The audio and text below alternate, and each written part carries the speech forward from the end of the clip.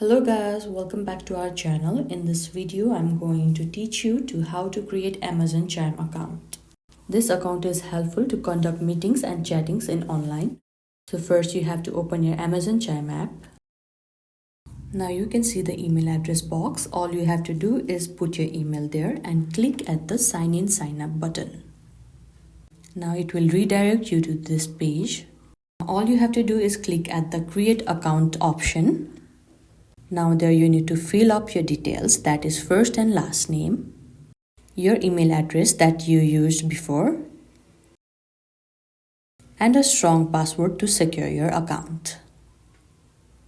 Now after clicking on create your Amazon account, Amazon Chime will send you an OTP number in your Gmail. All you have to do is copy the OTP number and paste it in the enter OTP box. After that, click on the create your Amazon account.